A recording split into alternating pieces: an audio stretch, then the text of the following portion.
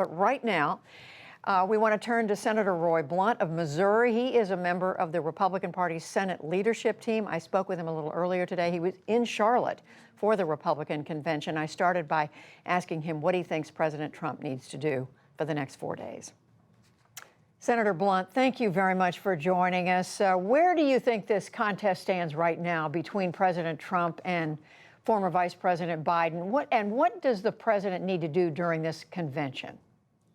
You know, I think what the president needs to do is talk about the decision that's to be made and what's going to be on the ballot. I mean, the Vice President Biden did an effective job of saying that character's on the ballot. And I think the president's going to do an effective job of pointing out that there are a lot of other things on the ballot. The future of the economy is on the ballot. Our security is on the ballot. It's not going to wind up, I don't think, to be a popularity contest. I think this is a election that the American people are going to take real seriously because of both the COVID events we've gone through and then looking back at the incredible economic successes that the president had the first 3 years. If you ask the question, Judy, were you better off in January of this year than you were 3 years earlier or 4 years earlier? I think almost all Americans would say, well, we certainly thought we were. And then, of course, this virus comes along in a way that impacted the economy and our lifestyles in ways that nobody would have anticipated. Well, I think as you know, there's a debate about the economy because the economy also did well under President Obama, and it's pointed out that the growth rate under President Trump has not been as high as it was under President Obama. But I want to ask you about the pandemic because the president frequently says that he was the one who shut down what he calls the China virus coming into this country. And yet there is reporting, Senator Blunt, the Wall Street Journal has reported that twice in January the president rejected advice to push China for more transparency. He praised China's handling of the pandemic until early March. So how much of that record should be on the line? Well, you know, the president wants to talk about stopping travel when nobody thought that it was time to stop travel, and later everybody decided it was. No matter what you call the virus, I think we all should agree it started in China, and they didn't share the information in ways that they should have. The president knows that now. What he or anybody else knew about that in January, I don't know. And in many ways, Judy, we're sort of building the airplane as we fly the airplane. And if things like warp speed on vaccines or Shark Tank on tests work, if more therapeutics come along, I think the president and the administration will have helped the next president that has to deal with this in a significant way. Well, I know everybody's hoping for a vaccine and for the best possible treatment for COVID, but I just want to, you said we're building the airplane as we fly the airplane.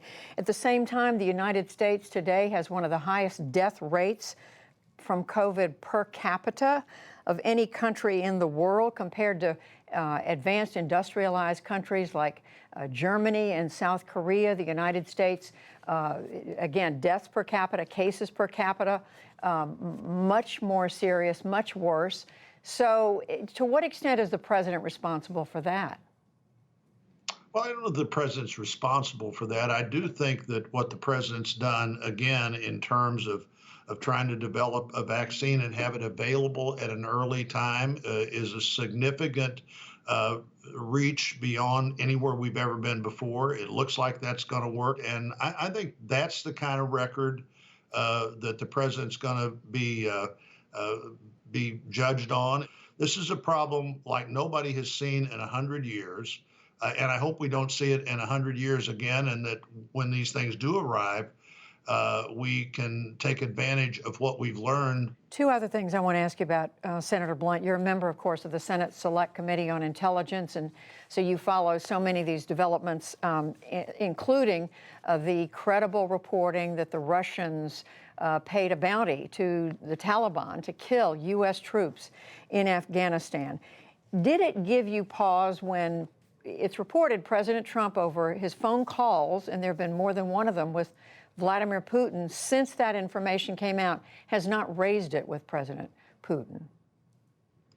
Well, it's been reported. It certainly wouldn't surprise me if it's true. Whether we've determined the total truthfulness of that, I don't know. But I think we should understand that the Russians are bad actors. They want bad things to happen in our country.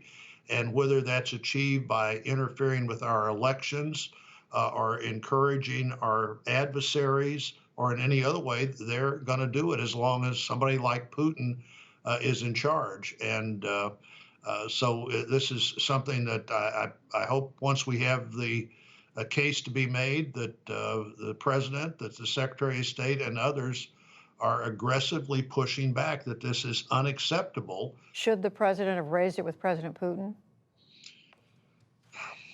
Don't know the context of those discussions. I don't know that it would do any good to raise it with President Putin, but I think if the president was confident in the facts, that he should raise it with President Putin. And I hope that that's what happens when those facts all are available to the president. And then if you raise it, what are you going to do about it is the second question.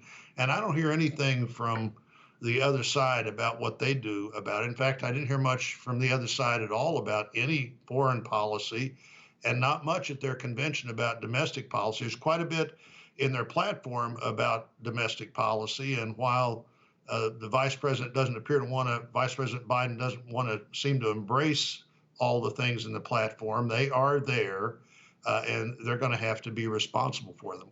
Senator Roy Blunt of Missouri, we thank you very much. Great to be with you.